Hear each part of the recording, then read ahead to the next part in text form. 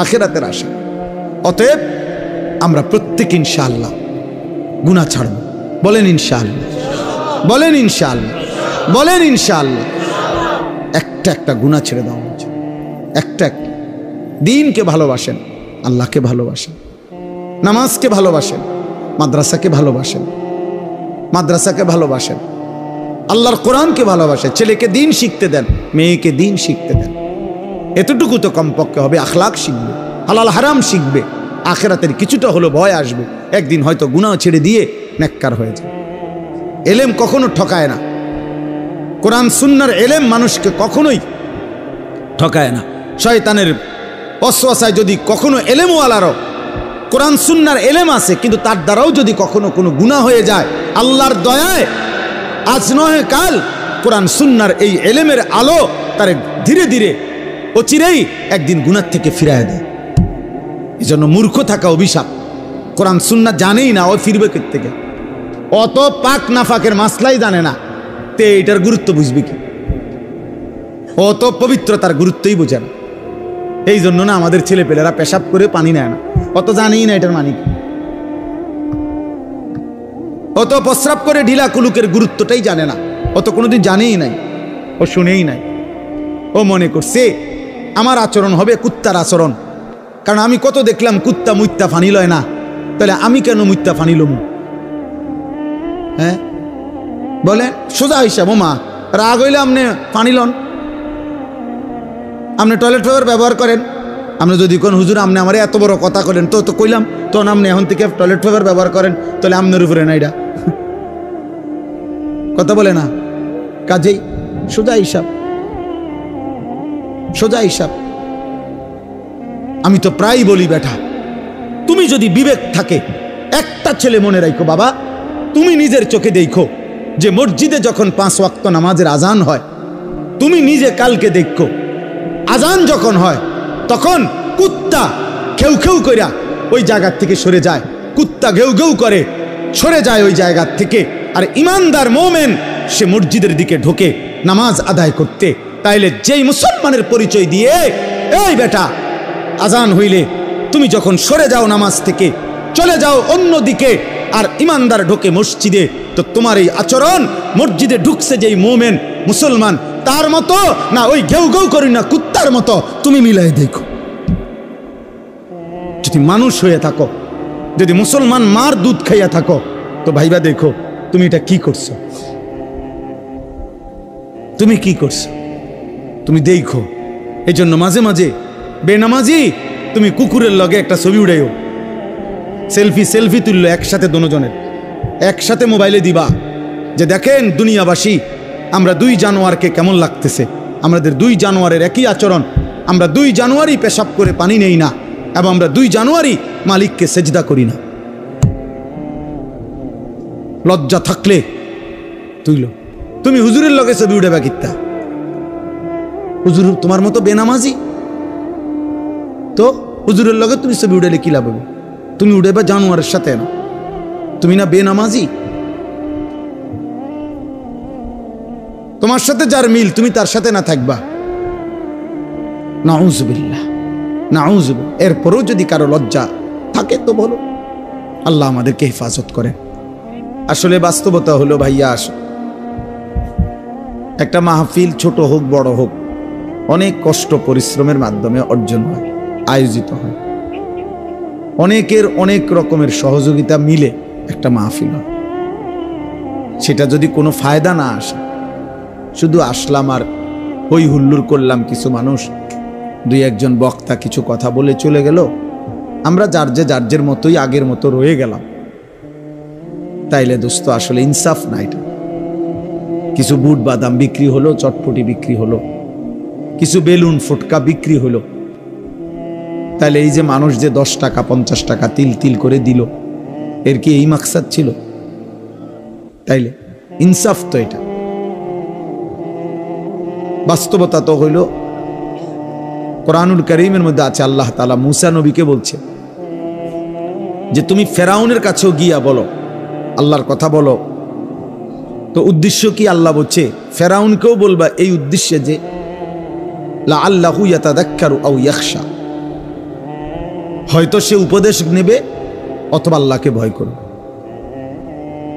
এনে আর একটা কিছু দিতে হইব, বালিশটা কিছু। তাইলে আল্লাহ তাআলা ফেরাউনকে বলতে বলছে মুসা নবীকে, ফাকুলা লাহু কাওলান লাইয়িনা লাআল্লাহু ইয়াতাযাক্কারু আও ইয়াখশা। আল্লাহ বলছে ফেরাউনকেই বলো তোমরা দুই ভাই মুসা এবং হারুন, নম্রতার সাথে মহব্বতের সাথে আল্লাহর কথা বলো, হয়তো উপদেশ নেবে অথবা আল্লাহকে ভয় করবে। তাহলে ফেরাউনের কাছে পর্যন্ত মাকসাদ এটা ছিল যে উপদেশ নেবে, সেখানে আমরা মুসলমান, তাহলে আমাদের যে কোনো উদ্দেশ্য হবে না, একটা কিছু তো হওয়া উচিত, লক্ষ্য উদ্দেশ্য। তোমরা কিছু ছেলে হুড়হুড় করে আসলা, বসলা, আবার আগের মতো চলে গেলা। কেউ মানুষের ছবি তুললা, কেউ আমাগো ছবি তুললা, কেউ এই হাঁটা চলা হই হুল্লোড় তুললা, তো কি হবে ভাই? এরপরে আবার আমি আজকেও একজনকে জিজ্ঞাসা করছি, আপনি যে ছবি উঠেছেন ওটা কই? হুজুর ডিলিট করে দিছি।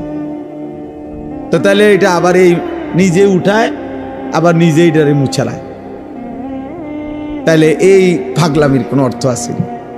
এটা কি এটা কোনো কাজ হইতে পারে? এই জন্য ভাই আসলে ছেলেরা বাবা বুঝতে শেখো।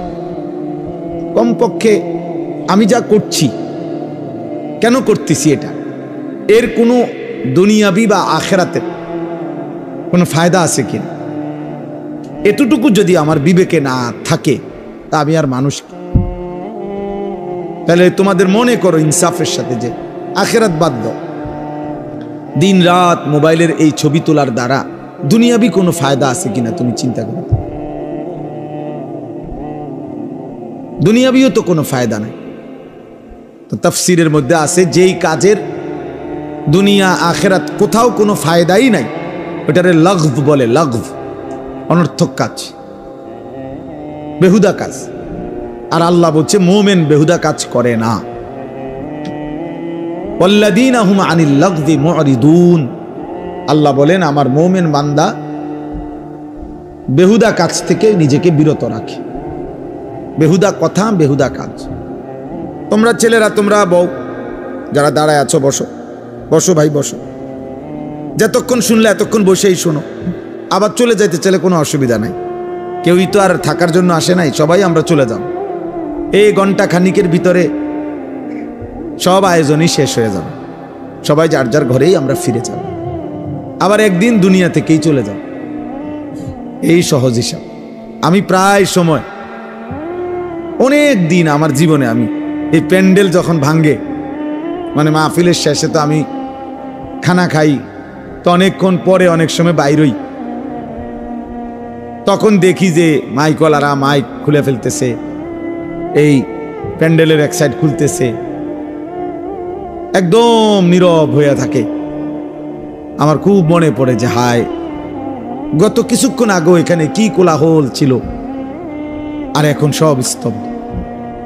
ঠিক দোস্ত, এই পৃথিবী একদিন এমন স্তব্ধ হয়ে যাবে। সত্যি সত্যি আল্লাহ তাআলা বলেন ইজাস সামাউন ফাতারাত, এই বিস্তীর্ণ আসমান আমি আল্লাহ তাআলা ভেঙ্গে চুরচুর করে ফেলব, কাচের মতো ভাঙতে থাকবে।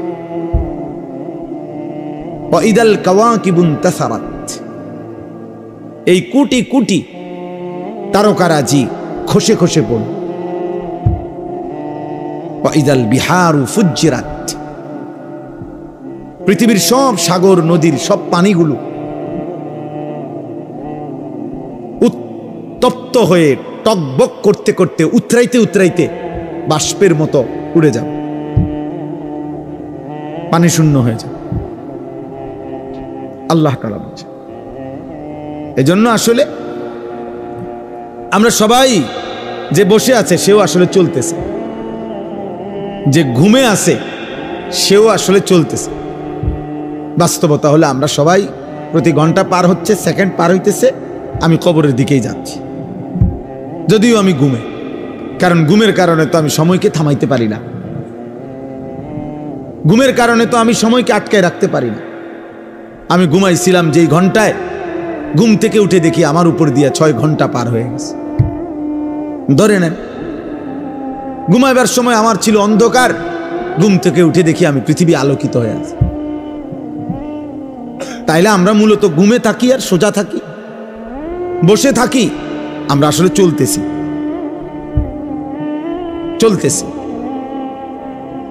এই জন্য দোস্ত, এক এক মিনিট, এক এক সময় আমার জীবন থেকেই যায়। ঘড়ির কাটার সময় যায় না, আসলে আমার হায়াতের সময় যায়। ইমাম শাফিঈ রাহমাতুল্লাহি আলাইহি বলছেন, আল ওয়াক্তু সাইফুন, সময় হলো তরবারির মতো, হয় তুমি কাটো নয় সে তোমাকে কাটবে। অর্থাৎ হয়তো তুমি সময়কে ভাগ করো, তুমি নাস্তা খাইবা কতক্ষণ, ঘুম যাবা কতক্ষণ, বিশ্রাম করবা কতক্ষণ, পড়ালেখা করবা কতক্ষণ, তুমি নামাজে যাইবা কখন, এই যে সময়কে ভাগ করা। 1টায় আজান, 1:30 জামাত, 4:15 আজান, 4:30 জামাত, 7:30 আজান, 7:45 জামাত।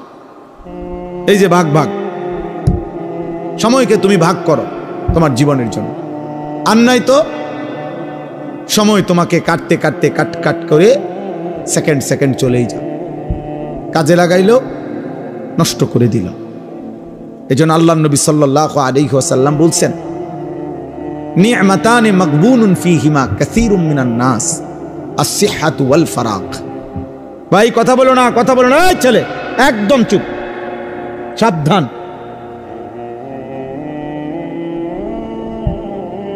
একদম চুপ করো।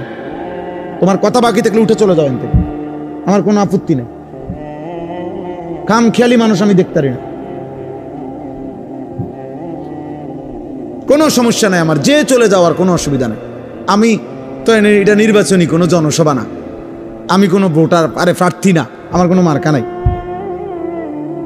তাইলে আমি একজনের জন্য আল্লাহর কথা যে পরিমাণ গুরুত্ব, 1 লক্ষের জন্য একই গুরুত্ব। বুঝেন নাই? সোজা হিসাব।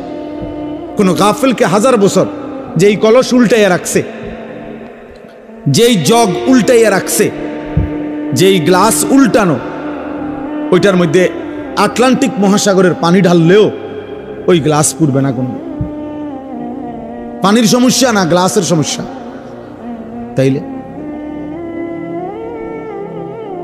তাইলে তুমি যদি দুস্থ গাফিলই থাকো, মন শুনতেই না চাও, তো তোমার মতো অপদার্থরে 1000 বছর বললেও লাভ হবে, 1000 বছর বললেও লাভ হবে। তার চেয়ে ঘুমায় থাকো ভালো। ঘুমাইলে গুনাহ হয় না, ঘুমের মধ্যে কোনো গুনাহ নাই। এই জন্য আমরা প্রত্যেকে মনোযোগ দিয়ে শুনলে ভালো। তো বলতেছিলাম, আমার হায়াত, আমার সময় মূলত আমার যায়।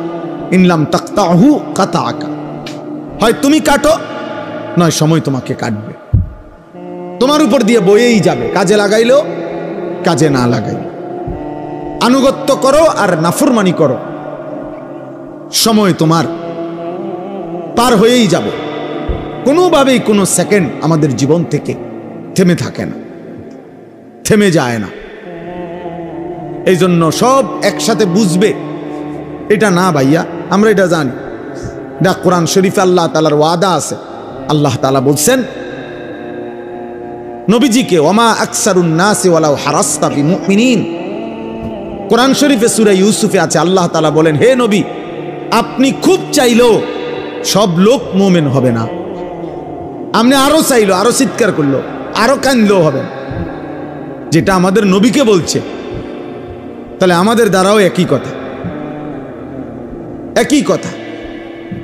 এই জন্য দোস্ত, আমরা প্রত্যেকে অল্প একটু সময়, আমি চাই না খুব লম্বা কথা বলতে, অল্প একটু সময় আমরা সামান্য কিছু কথা মনোযোগ দিয়ে শুনবার চেষ্টা করি। আল্লাহ আমাদেরকে তৌফিক দান করেন। ছেলেদেরকে বলি, বাপ, তোমরা একটা জীবন, একটা মানুষ সারা দিন সারা রাত হাসি ঠাট্টা খেলতামাশায় কাটাইয়া দেওয়া, সারা দিনে একবারও নিজের কোনো দায়িত্ব কর্তব্য মনে না পড়া, এটা ঠিক না বাবা, এটা উচিত না আসলে। বাপ, একজন মানুষ সারাক্ষণ গাফিল থাকে না, সারা দিনে আমার কোনো কাজ নাই, এটা কোনো সুস্থ স্বাভাবিক মানুষ হইতে পারে। লাকাদ খালাকনাল ইনসানা ফি কাবাদ, আল্লাহ কসম করে বলছে, আমি মানুষকে সৃষ্টি করেছি পরিশ্রম নির্ভর, অর্থাৎ মানুষের সত্তার মধ্যে আল্লাহ তাআলা বলছে মানুষের সৃষ্টির মধ্যে আমি পরিশ্রম করার যোগ্যতা, মানসিকতা আমি সৃষ্টিগতভাবে দিয়ে দিয়েছি। মানুষ মাত্রই মেহনত করবে। এজন্য যে মানুষ কোনো কাজই করে না, শুধু শুধু ঘুরে বেড়ায়, সে সুস্থ স্বাভাবিক কোনো মানুষের কাতারেই পড়ে না, ওর কোনো মানুষের কাতারেই পড়ে না, মানুষের কোনো কাতারেই পড়ে। মানুষ মাত্রই মেহনত করবে, পরিশ্রম করবে। কোরআনুল কারীমের মধ্যে আছে, আল্লাহ তাআলা বলছে শুক্রবার দিন, জুম্মার দিন, আল্লাহ বলছে ওই দিনও ছুটি নাই। আল্লাহ বলছে হে আমার মোমেন বান্দা, জুমার আজান হলো, বেচা কিনা বন্ধ করো, এখন মসজিদে আসো। আবার আজান নামাজ শেষ, আবার ছুটে পড়ো, আবার জমিনে ছড়িয়ে পড়ো, রিজিক তালাশ করো। ফাইজা কুদিয়াতিস সালাতু ফান্তাশিরু ফিল আরদ ওয়াবতাগু বিফাদলিল্লাহ। তাহলে আল্লাহ তাআলা শুক্রবারও বেকার থাকতে বলেন, বেকার থাকতে বলেন। এজন্য সাহাবায়ে কেরাম, হাদিসে স্পষ্ট আছে, সাহাবায়ে কেরাম দিনের বেলা, এরকম বহু সাহাবী নিজেদের ক্ষেত খামারে, ফলের বাগানে, আঙ্গুরের বাগানে, খেজুরের বাগানে ওনারা কাজ করতেন, আর সন্ধ্যাবেলা আল্লাহ রাসূল সাল্লাল্লাহু আলাইহি সাল্লামের কাছে এসে কোরআন শিখতেন, দিন শিখতেন, দিন শিখ। এভাবে ওনারা সময়টা ভাগ করে নিছে। আবার এমনও ছিল কোন কোন সাহাবী নবী সাল্লাল্লাহু আলাইহি সাল্লামের দুইজনে ভাগাভাগি করে নিছে, অর্থাৎ দুজনে কথা বলে নিছে যে একদিন আমগো দুইজনের খেতে আমি একা কাজ করবো, আমনে নবীজির দরবারে থাকবেন, নবীর থেকে সব শিখবেন, রাত্রে আমার আইসা শোনাবেন। আর আরেকদিন আমি থাকবো নবীজির দরবারে, আমনে আমগো দুজনের খেতে কাজ করবেন।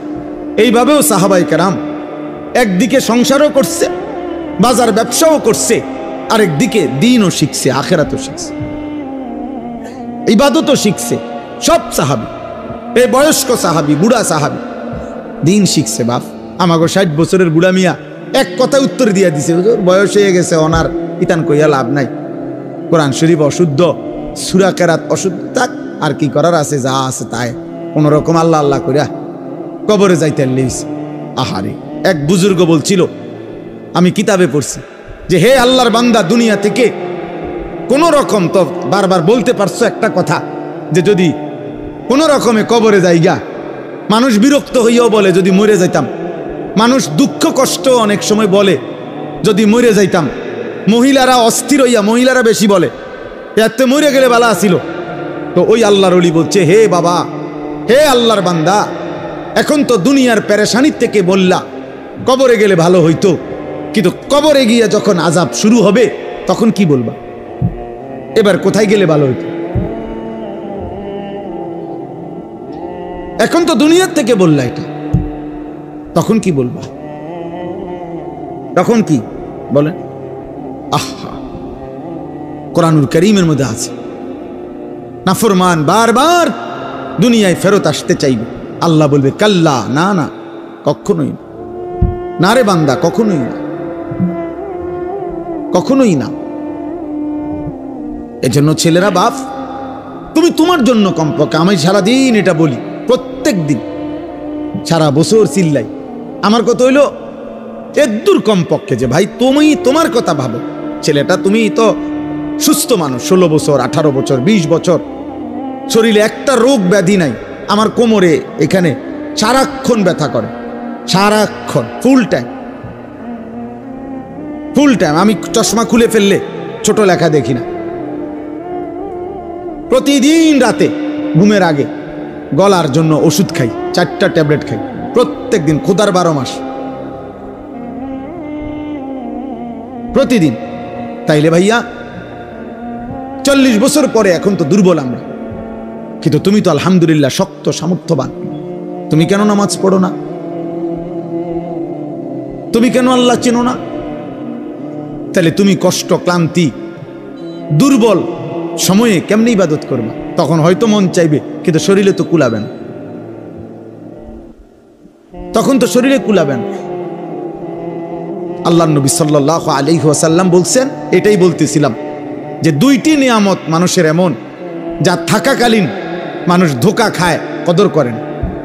এক আসিহাতু, সুস্থতা। সুস্থতা যতক্ষণ থাকে মানুষ কদর করে না, কদর করে। দুই আল ফারাগু, অবসর। যখন হাতে সময় আসে তখন বন্দিগি করে না, বন্দিগি করে। এই জন্য ভাই, বাবা, মা, বোন, আমি আপনি প্রত্যেকের এটা ভাবা উচিত। তু আগার মেয়েরা নিহি বানতা না বান আপনা তো বান। তুমি যদি আমার কোনো উপকার, কারো কোনো উপকার নাই করো, তো নিজের জন্য তো কিছু করো, নিজের ভালোটুকু ভালো, নিজের কল্যাণ দেখো। তোমরা যে কয়জন ছেলে তোমরা ভাবো, একজন ছেলে হলে একজনই ভাইবো বাবা। তোমার নিজের যেভাবে আসি, সারাদিনে যারা এক ওয়াক্ত নামাজ পড়লা না, প্রিয় সন্তান, 16 বছর বয়সী, 18 বছর বয়সী বাবা, তোমার উপরে তো নামাজ ফরজ বাপ। তো সারাদিনে যারা এক ওয়াক্ত নামাজ পড়ো নাই, তো তোমার আখের গন্তব্য কোথায়? এই অবস্থায় যদি তুমি নাফরমানের মৃত্যু হয়, তো তুমি কই পৌঁছবা বাপ? তোমার কি বুঝে ধরে না এটা? সকাল থেকে রাত পর্যন্ত সারাক্ষণ যে মোবাইলে নারী দেখে, ছবি দেখে, অশ্লীল দৃশ্য দেখে, তো এর শেষ ঠিকানা কোথায়?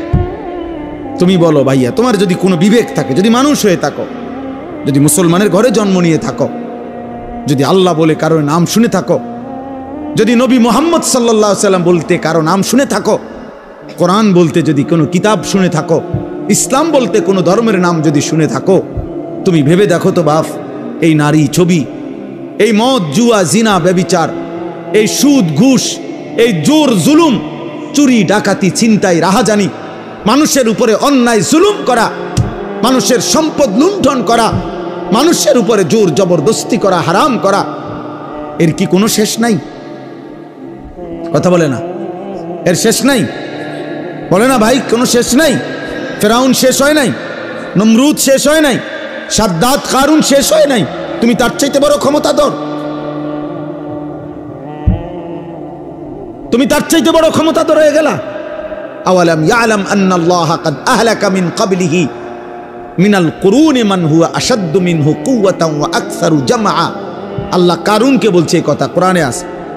কারুনকে যখন মুসা আলাইহিস সালাম বলছে, হে কারুন, আল্লাহর দেওয়া এই সম্পদ তোমারে আল্লাহ অঢেল সম্পদ দিছে, তুমি যাকাত দাও, তখন কারুন বলছে এগুলো আল্লাহ দেয় নাই, এই মুসা, এগুলা ইন্নামা উতিতুহু আলা ইলমিন ইনদি, আমার বুদ্ধি, আমার মেধা, আমার পরিশ্রম খাটাইয়া আমি এগুলো কামাই করছি, আল্লাহ দেয় নাই। খোদার কসম, আল্লাহ তখন বলছে, হায় কারুন, তুমি জানো না তোমার চাইতে অনেক বেশি শক্তিধর, তোমার চাইতে অনেক বেশি সম্পদওয়ালা বহু নাফরমান ইতিপূর্বে আমি এই পৃথিবীতে ধ্বংস করে দিয়েছি, ধ্বংস করে দিয়েছি। কারণ তুমি জানো না, তুমি আমারে চেনো নাই, তুমি কার লগে বেত্তমিজি করতেছো বুঝতেছো না। ও খাসাফনা বিহি ওয়া বিদারিহিল আরদা, আল্লাহ তাআলা বলেন, আমি তখন কারুনকে তার ঘরগুলো সহ, সম্পদ ভান্ডার সহ জীবন্ত মাটির নিচে টেনে দাফন করে দিই, খালাস, শেষ করে দিই। কোরআনুল কারীমের মধ্যে আছে কওমে সামুদ, আল্লাহ বলছে আল্লাহর একটা নাফরমান জাতি ছিল, সামুদ জাতি, হযরত সালেহ আলাইহিস সালামের জাতি।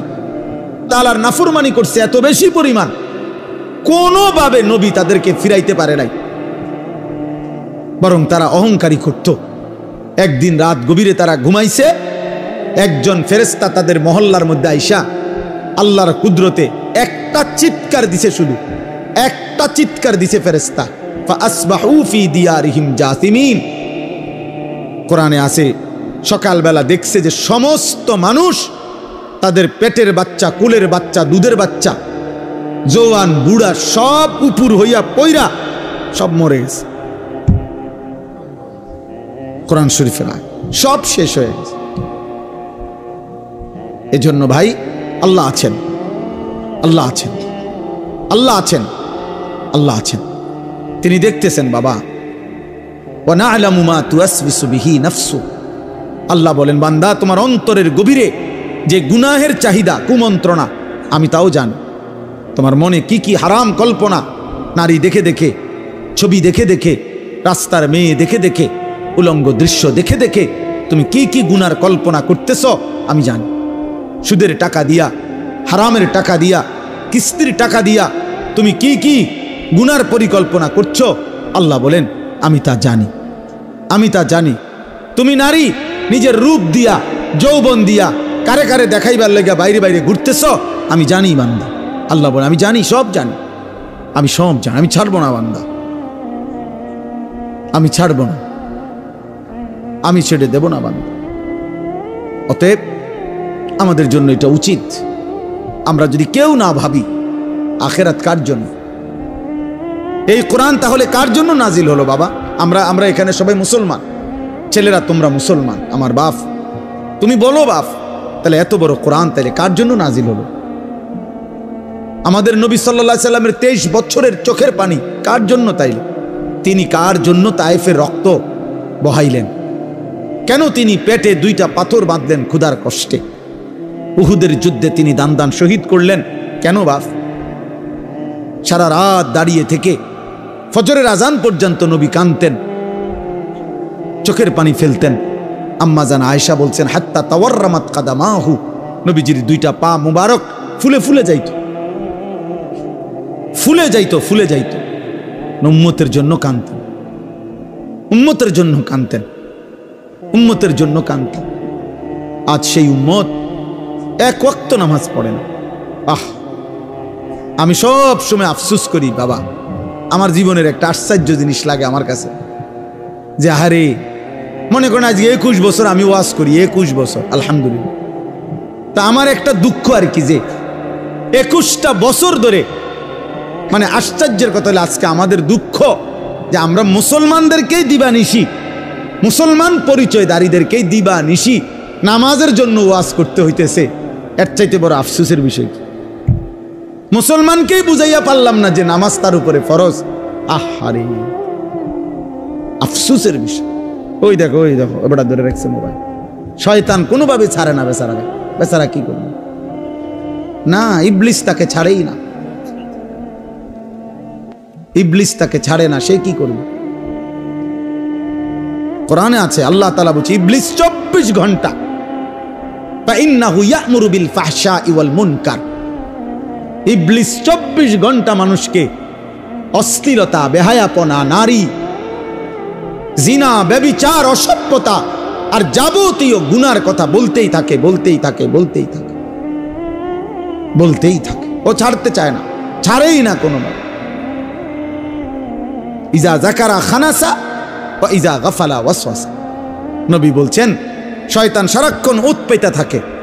যখনই কোনো বান্দা আল্লাহর জিকির করে শয়তান একটু দূরে সরে যায়, যখনই জিকির বন্ধ করে অমনোযোগী হয় শয়তান আবার গুনাহের ওয়াসওয়াসা দিতে থাকে, ওয়াসওয়াসা দিতে থাকে। তোমাকেও, আমাকেও, জওয়ানকেও, বুড়াকেও।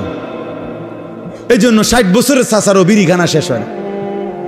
60 বছর বয়স, চা দোকানের টেলিভিশন দেখার বদভ্যাস এখনো যায়, এখনো নর্তকী দেখে, এখনো নাচ গান, অত বুড়ো হয়ে গেছে।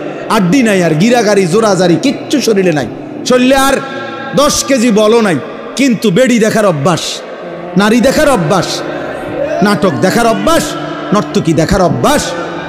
বুড়া চাচারও যায়।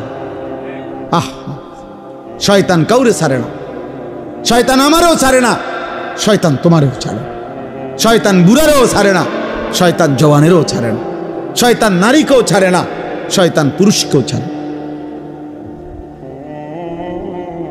ছাড়বে না সে। বরং আমাদের দায়িত্ব শয়তানকে ছাড়ার চেষ্টা করা, আমাদের দায়িত্ব, আমাদের দায়িত্ব।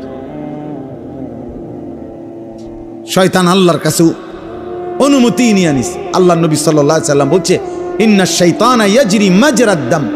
মানুষের রক্তের কোনায় কোনায়, মানুষের রক্তের মাঝে মাঝে, রক্তের ভিতরে ভিতরে শয়তান চলাচল করে, চলাফেরা করে, দৌড়াদৌড়ি। নাউযুবিল্লাহ, নাউযুবিল্লাহ। আল্লাহ আমাদেরকে হেফাজত করেন, আল্লাহ আমাদেরকে হেফাজত করেন। আমার ভাই, গুনাহ ছেড়ে দেওয়া আমাদের জিম্মাদারি। আমরা মুমিন, আমরা মুসলমান। আজকে তোমরা অনেক ছেলে বসছো, যে কয়জনে, আমার অনুরোধের কথা হলো বাপ, তোমরা ভেবো বাপ, তুমি মুসলমান, গাজার মুসলমানের দিকে কথা মনে করো, ফিলিস্তিনের মুসলমানের। গত 2 দিন 4.5 লক্ষ গাজাবাসী, নারী পুরুষ ছোট বাচ্চা, ওরা গত 2 দিন ধরে হাঁটতেছে। ইসরায়েলের বেঈমানরা ঘোষণা দিছে, গাজার মুসলমানদেরকে বলছে শেষবারের মতো সুযোগ দিলাম, এবার যদি তোমরা এলাকা না ছাড়ো এরপরে আর সুযোগ দেওয়া হবে না। এই শেষ ঘোষণার কারণে 4.5 লক্ষের চাইতে বেশি মুসলমানের বাচ্চা কাচ্চা, ছোট বড় গাট্টি গুট্টা নিয়ে খালি পায়ে ছুটতেছে, চলতেছে। কোথায় যাচ্ছে কেউ জানে না, পরবর্তী আশ্রয় কোথায় মিলবে কেউ জানে না। সব পত্রিকায় আসছে, তুমি দেখো বাবা। তোমরা ভাবছো তোমাদের উপরে কোনোদিন বিপদ আসবে না, তোমরা ভাবছো এই মোবাইল টিপতে টিপতে তোমরা একদিন কবরে যাইবে, তোমরা ভাবছো এই নারী দেখতে দেখতে তোমাদের এভাবেই হায়াত শেষ হবে। কে তোমাদের বাবা, কে তোমাদের মা, কে তোমাদের আল্লাহ, কে তোমাদের নবী, কে তোমাদের ধর্ম, কি তোমাদের কিতাব, কিছুই জানো না। চেহারা সুরত দেখলে বোঝা যায় বাপ দাদা বংশ ধর্ম আল্লাহ নবী কারোর সাথে কোনো সম্পর্ক নেই। চুল চেহারা লেবাস পোশাক জামা গেঞ্জি শার্ট চলাফেরা পেশাব পায়খানা দেখলে, হাঁটা চলা দেখলে, সারাদিনের আড্ডাবাজি দেখলে, আহারে 365 দিনে কোনোদিন মসজিদে আসলা না, কোনোদিন ফজরের নামাজ পড়লা না। মুসলমান এমন হয়? তোমার বাবা দাদা এমন ছিল? তোমার পূর্বপুরুষ এমন ছিল? বাপ, একজন মুসলমান 365 দিনে কোনোদিন ফজরের নামাজ পড়বে না?